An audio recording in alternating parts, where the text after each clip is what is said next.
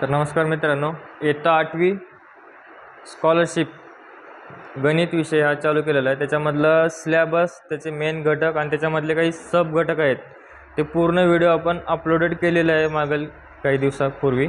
त्याचा आता पहिला टॉपिक घ्यायचा आपल्याला 8वी स्कॉलरशिप गणितमधलं, त्याचं नाव आहे संख्या ज्ञान। तर संख्या ज्ञानमध्ये तुम्हाला काही सब टॉपिक आहेत, ते नैसर्गिक संख्या म्हणजे काय, पूर्ण संख्या म्हणजे काय, पूर्णांक संख्या, अपरिमेय संख्या आणि अपरिमेय संख्या आणि वास्तव संख्या। तर त्याच्यामधले एक एक घटक करून पाहायचं आहे आपल्याला आणि स्वाध्याय 1.1 आजच्या तारखेत आपल्याला संपवायचं आहे। तर बघा, नैसर्गिक संख्या म्हणजे काय, ज्या संख्या मोजता येतात आणि ते स्टार्टिंग त्याची 1 पासून होते, 1 पासून सुरुवात होते, अशा संख्यांना काय म्हणतो आपण, नैसर्गिक संख्या। उदाहरणामध्ये 1, 2, 3, 4 असे अनंतपर्यंत जी संख्या असतात त्यांना नैसर्गिक संख्या असे म्हणतो। त्याच्यानंतर पूर्ण संख्या असतात।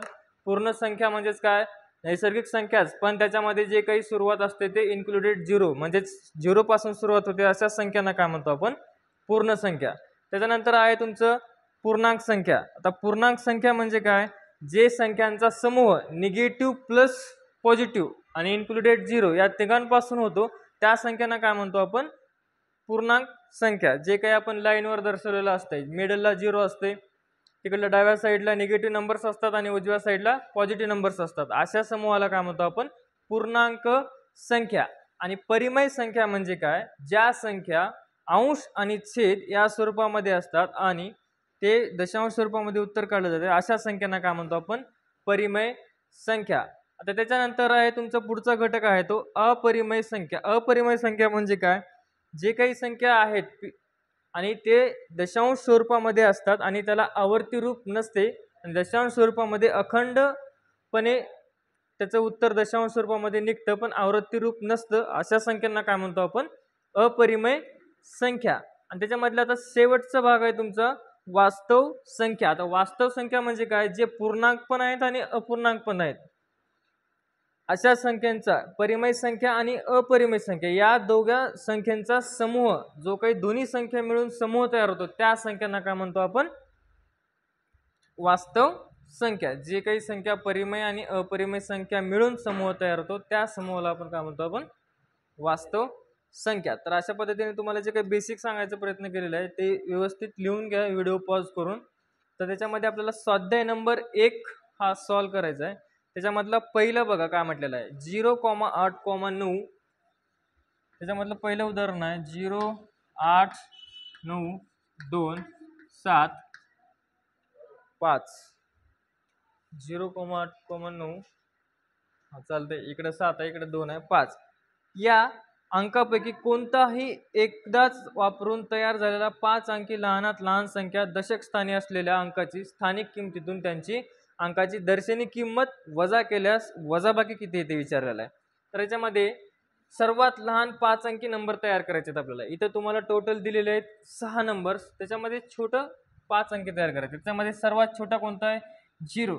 जर एकक ते पहिली स्टार्टिंग जर 0 पासून केले तर संख्या तयार होणारी काय होणार आहे, 4 अंकी तयार होणार आहे, म्हणून त्याच्या अगोदर घ्यायचं 2, त्याच्यानंतरची छोटी संख्या आहे 0, त्याच्यानंतरची 5, त्याच्यानंतरची 7 आणि त्याच्यानंतरची 8। हे तयार झालेली आपली लहानात लहान 5 अंकी संख्या। त्याच्यामधले दशक स्थानची दर्शनी किंमत आणि स्थानिक किंमत विचारले। आता दर्शनी किंमत 7 म्हणजे झाली 70 मायनस, आता इथं काय झाली, 70 - 7 दर्शनी किंमत आणि स्थानिक किंमत आणि दोघांची वजाबाकी केलं असतं उत्तर येईल तुमचं 63। तर त्याच्यामध्ये तुम्हाला ऑप्शन नंबर 1 आहे। तर पहिलं स्वाध्याय 1.1 मधला पहिल्याचं उत्तर असेल तुमचं 63। त्याच्यामधलं लगेच आपल्याला दुसरं बघायचं आहे।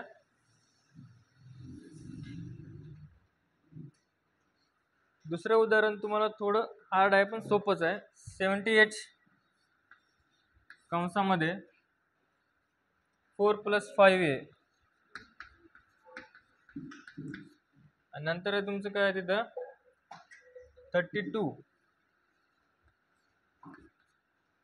तर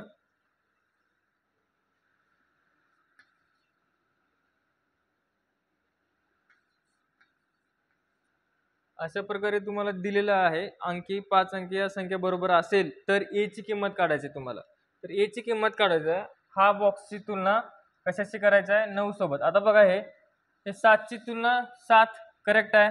त्याच्यानंतर 8ची तुलना केलं तर 8 पण एकक स्थानी करेक्ट आहे. 3 दशक स्थानी करेक्ट आहे आणि 1 हा त्याच्या ठिकाणी 2 हा त्याच्या ठिकाणी योग्य आहे.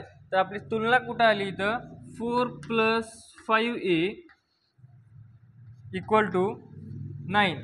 तर बघा 5a = 9 हा +4 आहे. पुढे जाऊन काय होईल मायनस होईल. 5a = 9 - 4 5.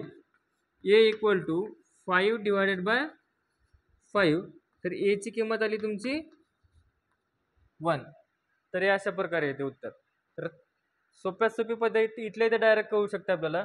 4 + 9 आणि 9 आणायचं असेल तर a च्या जागी इथं मल्टिप्लिकेशन आहे. 1 आलं तर इथं 5 × 5 आणि 4 × 5 9 होईल. तर काढा गेलं तर सगळं सोपं ट्रिक सापडते आपल्याला, पण हे पूर्ण विशिष्ट सोल्युशन बघा कसं आलं. तर हा झाला सेकंड क्वेश्चन. लगेच पाहू आपण थर्ड क्वेश्चन.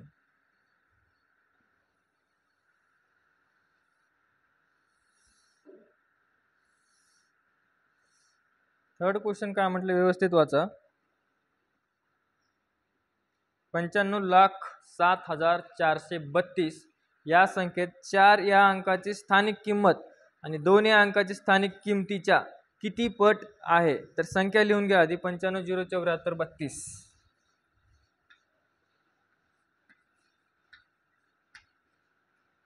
याच्यामध्ये किती पट 4.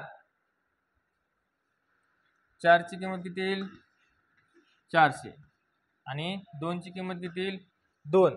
म्हणजे त्या 2 ने डायरेक्ट 400 ला डिवाइड करा.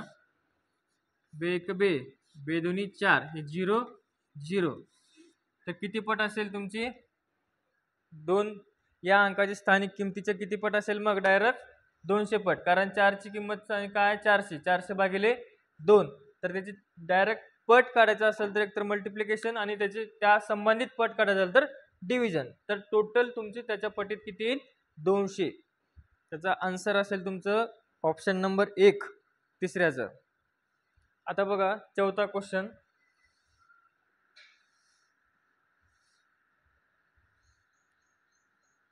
फक्त क्वेश्चन्स दिसायला अवघड आहेत, विचार करून सोडवलं तर एकदम सिंपल आहेत. तर बघा पहिल्या बॉक्समध्ये दिलेला आहे 3 + 2p व 5 + 3q. बघायला गेलं तर डोकं चक्कर येऊन जाते, पण सोडवायचंच असेल तर एकदम सोप्या भाषेत आहे. त्याच्यामध्ये बघा या संख्येतील 84,527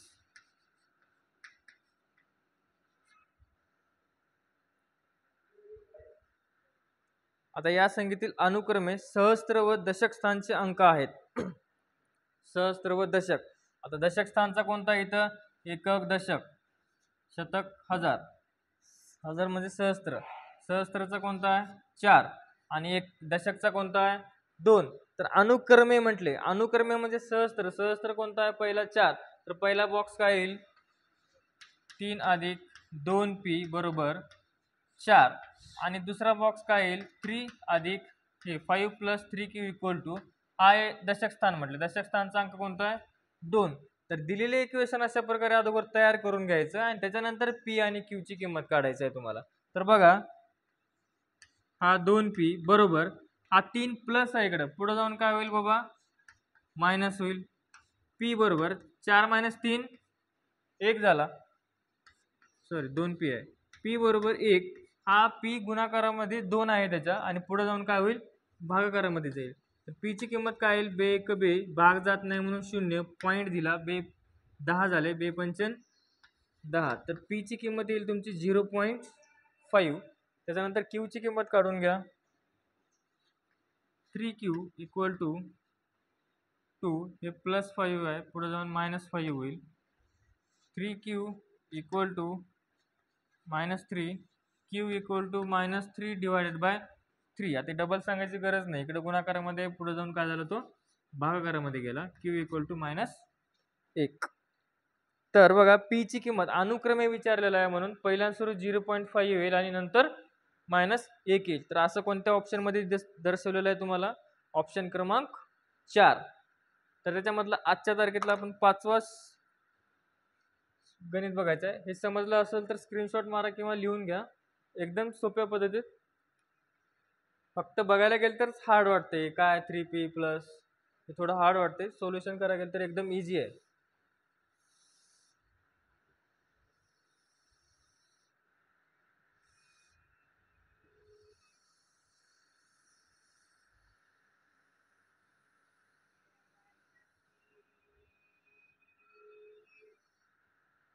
त्याच्यामधलं बघा 5वं गणित 94,534.